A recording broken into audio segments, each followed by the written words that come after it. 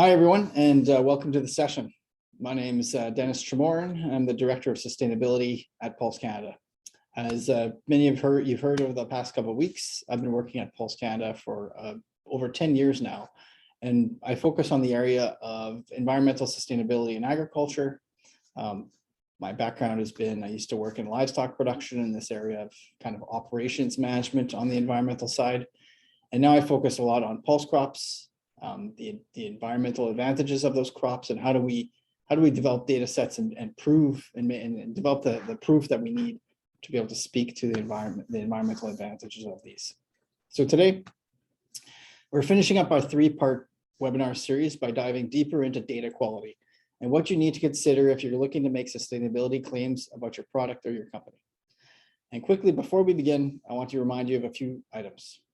We'll be recording today's session and circulating the recording with all registrants afterwards by email. We've reserved a few minutes at the end of the presentation for questions, so you can use the Q&A box at the top to type them in. And if you have any technical difficulties, please use the chat box to send us a message. So with that, we'll get started. What we're seeing today is a continuation of the food industry moving towards commitments to reduce emissions, but really there's been a kind of a ramp up of this over the past couple of years, which kind of aligns with the movement to governments towards commitments towards net zero. This is kind of related to COP 2020, the commitments that were made there. But we're seeing companies like Unilever and PepsiCo make commitments to net zero. And in the case of Maple Leaf in Canada, we have the first carbon neutral livestock company, livestock and meat company that made their announcement in 2019 that they were able to achieve carbon neutrality through, with the system that they used. A lot of these companies are using standards like science-based targets to be able to measure and make commitments towards these emission reductions. We're also seeing a renewal of the interest in carbon labeling for food products that are on the shelf. So we're seeing, there was a story in Maclean's the other day about carbon labels in the grocery store next year. What's that going to mean? We have Unilever making announcements on the number of products that they're going to be labeling by 2039, 30,000 products being 1/3 of the products that they produce at Unilever. And we have companies like Oatly, we have plant-based companies making commitments as well. So Oatly is a good example, Corn's another. So this is new, I said, or this is a renewal, meaning that in the past we saw this happen before. We had companies like Walmart and Tesco making pledges towards carbon labeling, and at the time it failed. So Tesco started this journey, I think, in 2008, and they quickly realized that the amount of work involved and the amount of other retailers that were following their lead was not substantial at the time. So that was then, and this is now. But the other thing we're seeing is people making a lot of claims. And the problem with making some of these claims is that people are checking. It's really hard to make greenwashing claims or misleading claims without getting checked and being called out. And it's getting called out in the news. So this was an article in The Guardian, I believe, in the UK that was calling out Oatly about making some misleading claims. And also there's another story, I believe this was the New York Times, that looked at the idea that maybe there's not enough transparency, maybe there's not enough data to be able to make good claims focused on plant-based foods. In the case of Oatly, there was actually some pretty egregious emission statements here that were being claimed over and over again, actually, by the company. And the one actually that I thought is kind of egregious is the fact that they were saying that the meat and dairy industry emit more CO2 than all the world's planes, trains, cars, boats, and extra combined, so transportation as a whole globally. And this claim was made in the past a few years ago, but I thought we were past that. Because at the end of the day, if you look at the full life cycle of meat and dairy and you apply the same methodology for the full life cycle of transportation, then it's pretty apparent that transportation is as high or higher than meat and dairy, and typically is higher. There's some good examples also of LCAs out there, and a good example is in the Canadian sector is beef. The Canadian beef sector has done a very good job of conducting a life cycle assessment to showcase how their industry is performing in this space, where their emissions are located, and what kind of data sets they were able to capture to be able to represent their sector. They also be able to identify that, yes, farming is one of the biggest components. And so they've been able to develop strategies around this LCA in terms of reducing methane emissions, for example, and working with, and another target is to work with the grain industry on feed production as well. And how do we reduce emissions within that space as well?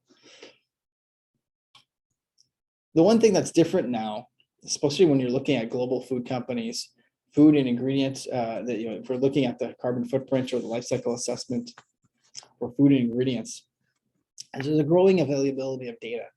And this has been spearheaded by groups like the World Food LCA database, and the global metrics for sustainable feed, which is the global feed life cycle inventory.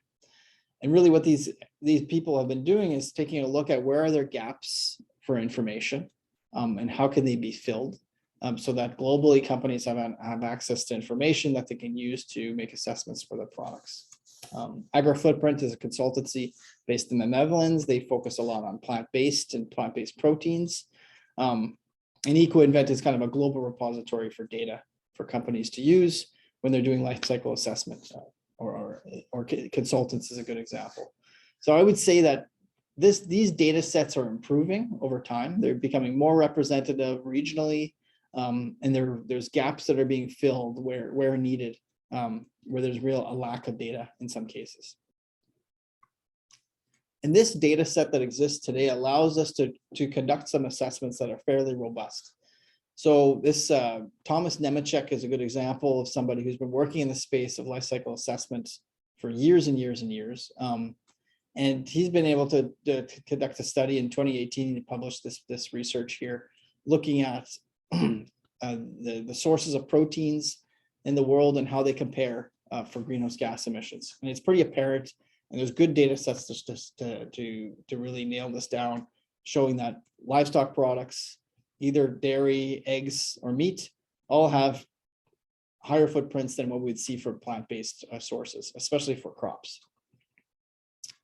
So that's pretty apparent. There's some variability within these averages.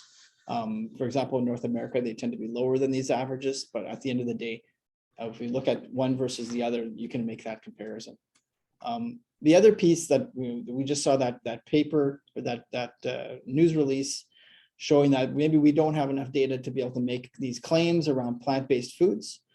But if we look at it at a high level, if we look at all plant-based alternative meats, for example, we see that, yeah, typically they're quite low compared to meat products. So that claim is pretty solid. It's just really the issue here is really about the transparency of those products and how is the assessment being done. Some things that to highlight here is that cell-based alternative meat products, which aren't really in the marketplace, still have a pretty high footprint, and the range is very high depending on the process. That's just another interesting tidbit from this paper. And the other thing that we are able to find out is that there's differences in plant-based proteins owing to processing. So in our world, we focus a lot on peas and pulses and proteins within that space as well, which are coming into the marketplace. And this team from Wageningen University has just published a couple of recent papers looking at how does processing, whether it be conventional wet fractionation, dry fractionation, which is fairly conventional as well, or hybrid technologies, or this other mild aqueous fractionation, how does that impact environmental, the life cycle inventory impacts that we see within LCA. And it's pretty apparent that yes, the ingredients that require more processing, that especially require water within the process and require drying, tend to have higher footprints than what we'd see within dry fractionation, where essentially we're just milling a product and then classifying it within an air vortex. And they've been able to follow up that research with this new paper looking at, well, what can we actually take a look at specific applications and within a sustainability lens of these protein ingredients. In this case, looking at viscosity, and we're able to achieve a product outcome with the lower sustainability impacts. This is an interesting way of looking at things, but also it's showing us that there is data today that allows us to make these comparisons at a high level. But do we, the question now is, do we have enough data to compare between plant-based? We've got products, this Ripple released this LCA a few years ago, and it shows that the differences between milks is actually quite similar. They're lower than dairy milk typically. But first of all, if we want to make claims versus pea versus soy versus almond, we really better make sure we have the right data set to be able to make the claim. And the idea here of making a claim against milk is that milk is actually, especially from a North American and European perspective, has a fairly low carbon footprint. Canadian dairy being about 900 grams of CO2 per liter. So ensuring we have the right data set and comparing to the right product, for example, is important. We don't want to compare a pea milk in Canada to a global average for dairy milk. It's important to make that claim on something that's representative to your target audience.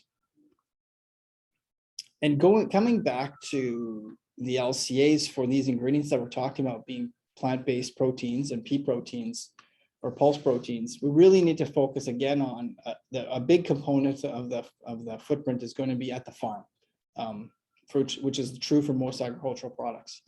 The processing side is going to be important as well, but really we have to really start with ensuring we have good data at the production side of things. And the troubles with that agricultural measurement and within the LCA, within this world of LCA, is that data can be non-representative in a couple of ways.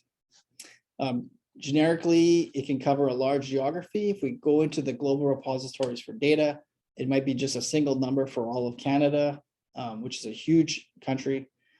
There can be inaccurate assumptions around things like water use in irrigation, where there may not be any, or the amount of fertilizer that's being applied. It's important to try to get those right. And also there can be weak and non-specific modeling. So many models, they don't provide the regional accuracy for outcomes. For example, they may only have one coefficient for an outcome for an entire large region, whereas we know that certain regions might have lower impacts than others, depending on the environmental conditions behind them. And I'll explain this a little bit later. And the models may not measure the right outcomes.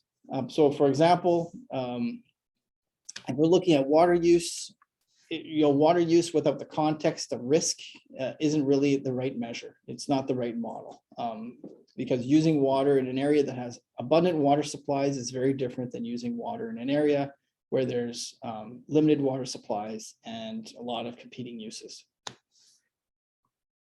So this example here I'd like to take from a Canadian perspective is nitrous oxide emissions in Canada.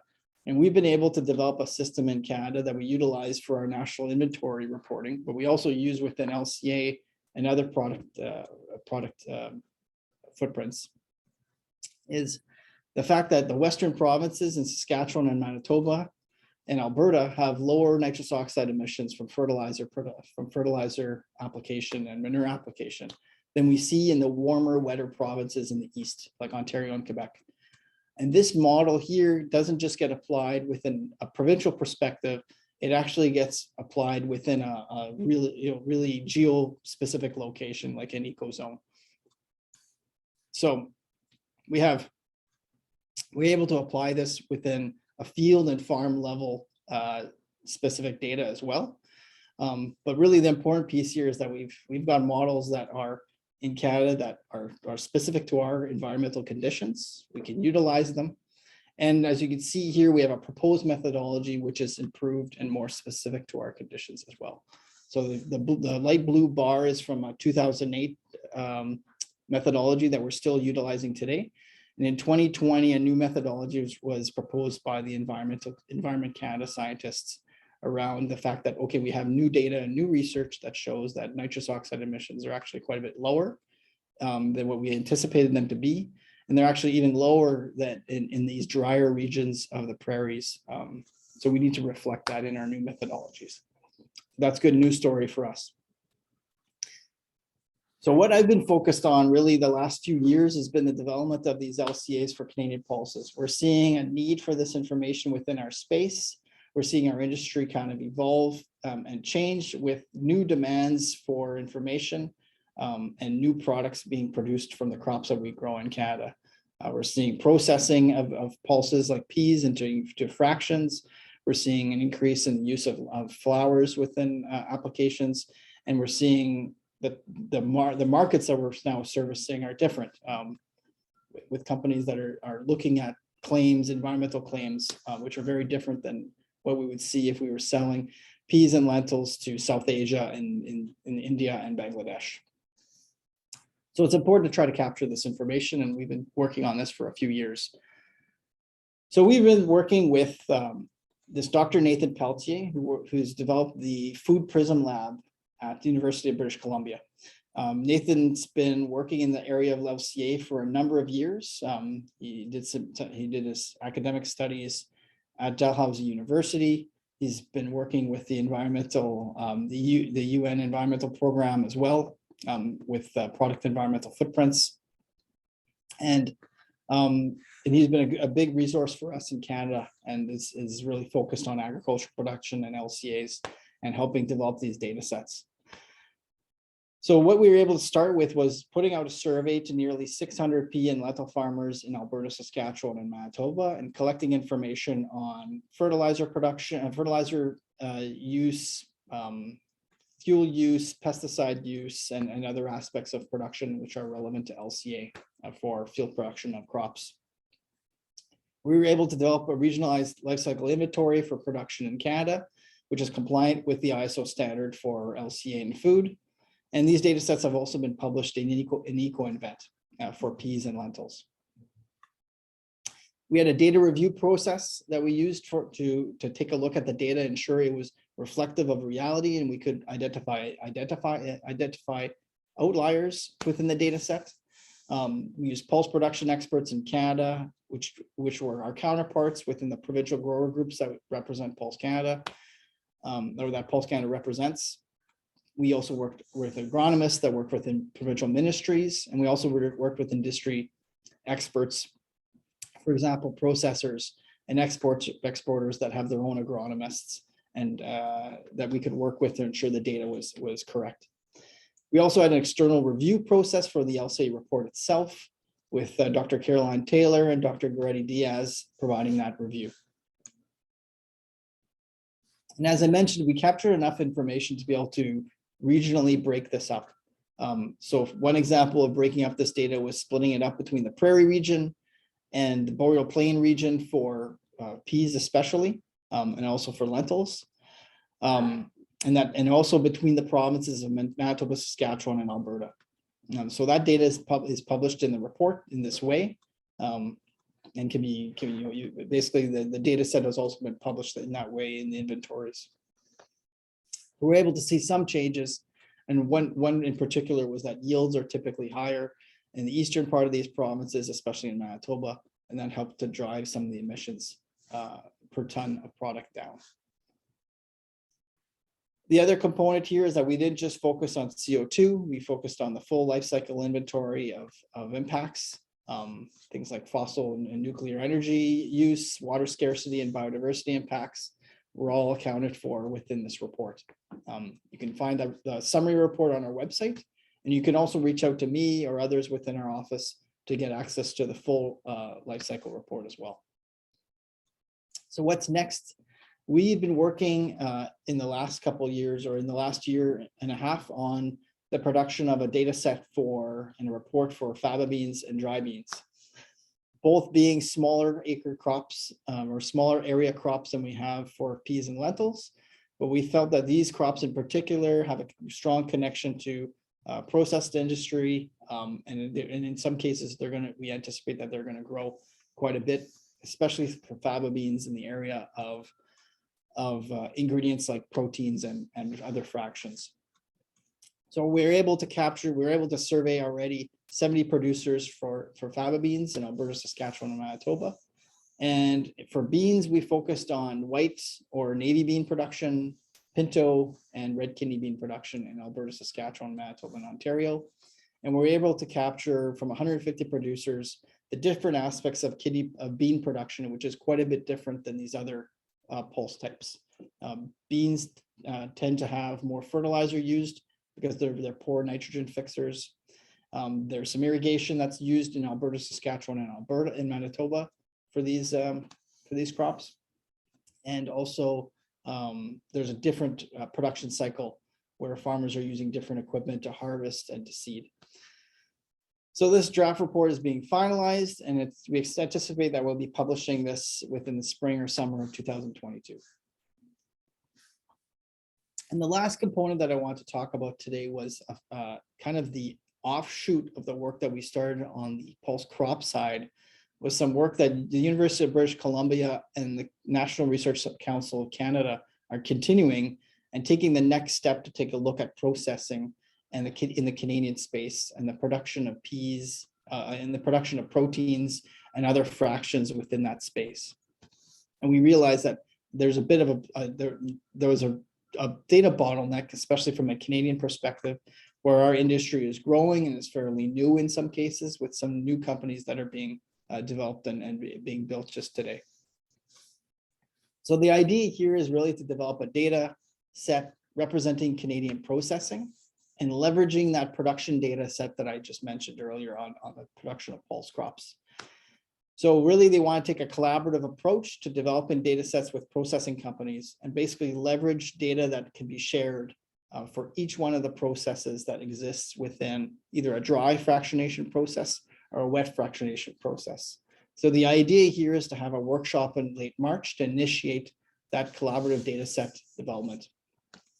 The idea is to protect processor confidentiality, and really the workshop is going to start by identifying which of these processes has kind of generic enough processes that companies can start to talk about what processes they use, for example, to mill peas into powder for fractionation. And then what's the relative range of environmental input that's required for each of these processes, whether they be energy or whether they be water or whether they be the chemical inputs.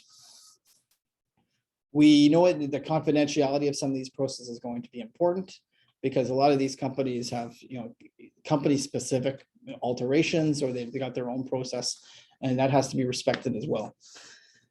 But the idea here is that there's going to be a workshop that will be by invitation only, but you can reach out to me or Dr. Nathan Pelletier to ask about whether that you could be included within this process as well.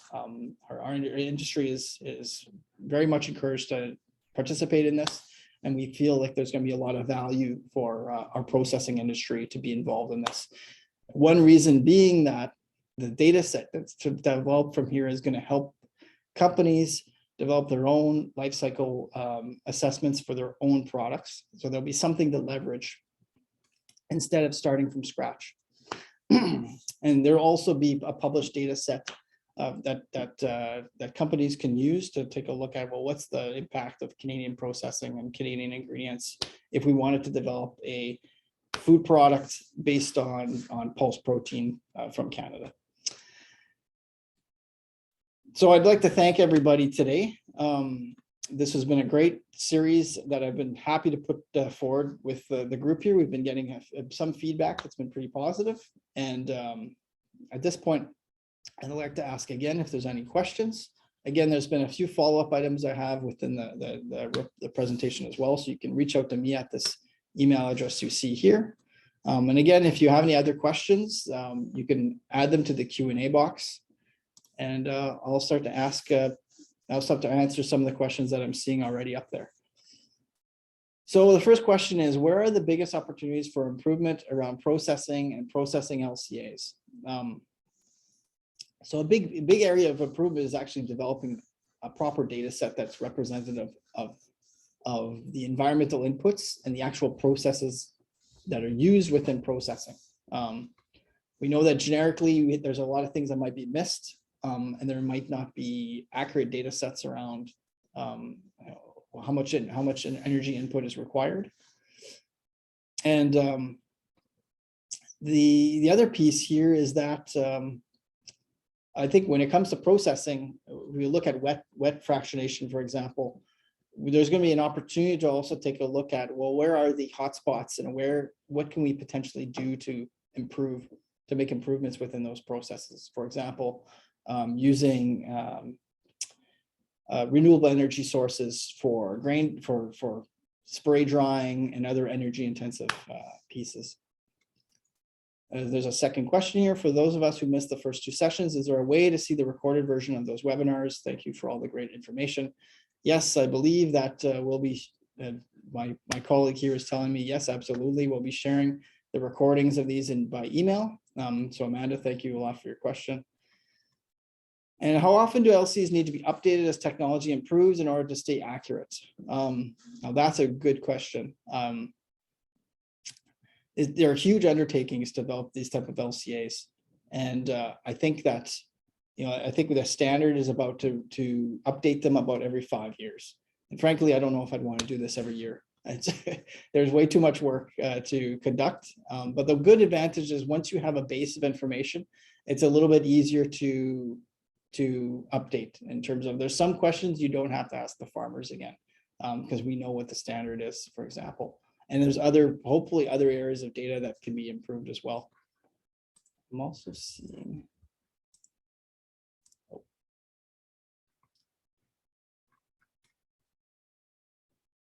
So there's another question here. I think there's some questions that came into the chat box as well. So I'm opening them up. So what countries are considered to have best practices in terms of sustainability and pulse production, and how do we compare? Thank you for the insightful briefing. That's another really good question. It's tough to actually make comparisons between countries. There's some things we can do when it comes to production. For the most part, we're like our competitors, where we're producing crops, it's the US, Europe is another competitor for us, and the Black Sea region of Eastern Europe is where our competitors are in terms of exports to our target markets. The challenge there is having a common methodology and modeling and a good amount of data to be able to compare to. I would say, but in general, we have very good practices in pulse production in Western Canada, or for pulse production in Canada, especially where we grow the majority of our crop with pea and lentil and chickpea and faba bean. We have producers that have adopted things like regenerative practices, like no-till, and we're seeing the advantages of that system within the amount of carbon that we're able to sequester. So that's a big advantage for us. The other piece is that, especially compared to Western Europe, our environmental conditions are pretty dry and pretty cool, and that really reduces the amount of emissions we see. So if we were to compare ourselves to Western Europe, their yields may be higher than us, but the amount of emissions that we'd see from carbon, for example, tend to be higher. But we don't have really good, proper assessments conducted today that are scientifically valid. So I think there might be, hold on a second. I don't see any other questions here. And I think we're coming up to the end of time. So I'm seeing a lot of thank yous, but thank you for attending, actually, everybody. It's been great putting this on. It's been a bit of work, but it's been good too. So if anybody else has any questions, they can reach out to me personally. If you want access to some of this, or just ask, have a more thorough conversation about some of these areas, I'd be happy to have a call or have a meeting with any of you. So thank you again for everybody. And we're going to wrap this up.